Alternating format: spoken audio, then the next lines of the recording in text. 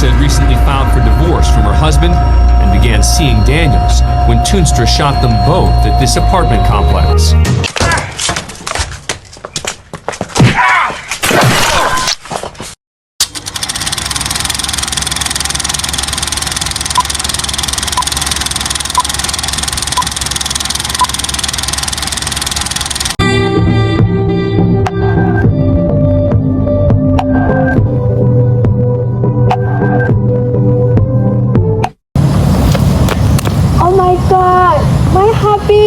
My husband is dead. Somebody help. Never planned that one day I'd be losing you in another life.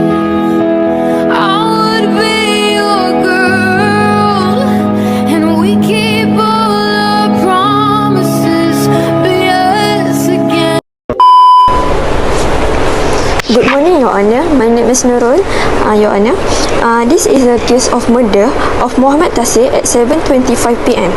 Othann and the deceased fight ensued in a passageway between two rows of rooms. The deceased fell on the ground as the result of a push by the second accused, who whereupon sat on his abdomen and prevented him from getting up. The appellant went into his own room, came out with a parang, and while the deceased was still on the ground, shot the deceased 3 blows with it. Today, you will hear from 3 witnesses, Mazna Supardi and his wife.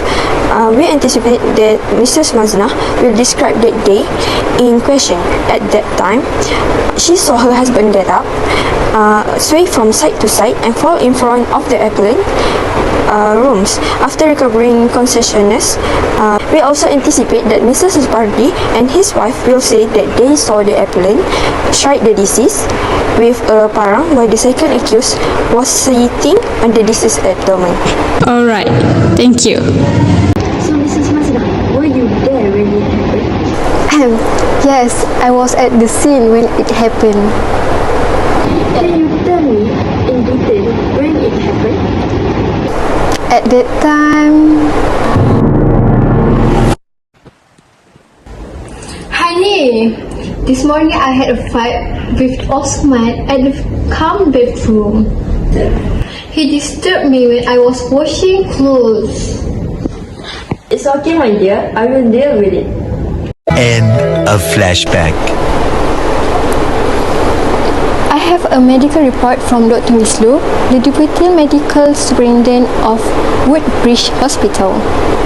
The medical report stated that Dr. Wislu had examined the appellant on 24 June on 1963 and found that the appellant was not suffering from any form of mental illness, while the appellant was awaiting trial. After that, Dr. Wislu again examined the appellant and found that the appellant was suffering from schizophrenia.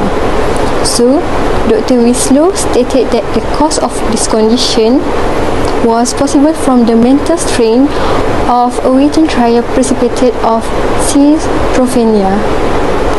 Thank you.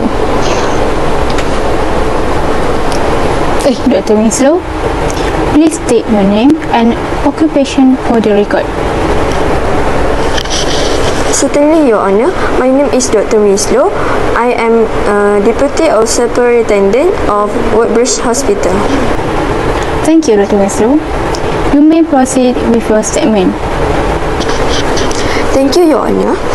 On August 20, I conducted an examination of the appellant, Mr. Othann. During this examination, I found Mr. Othann to be of sound mind and capable of making his defense. However, it's important to note that Mr. Othann had sustained a half-inch laceration over his right eyebrow during a fight. This injury, located over the frontal bone, could potentially lead to cerebral concussion. Could you elaborate on the implication of such an injury?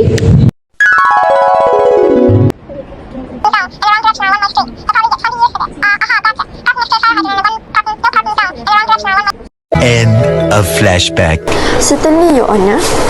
A cerebral concussion is a type of traumatic brain injury that can affect various cognitive functions.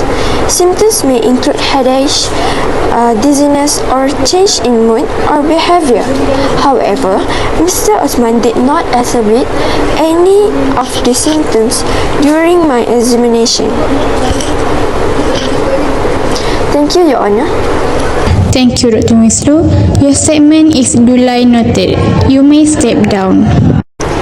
After careful consideration of all the evidence presented before this court, it is now time to deliver the verdict. Regarding the appellant Othann, this court finds him guilty of the charges brought against him. However, in the case of the second accused, alias, this court finds him not guilty. Based on the evidence presented during the trial, including the expert testimony of Dr. Misro regarding Othann's mental state, this court has determined that Othann is sentenced to death. The court orders that Othann be remanded into custody until the date of execution, and the alias is free to go.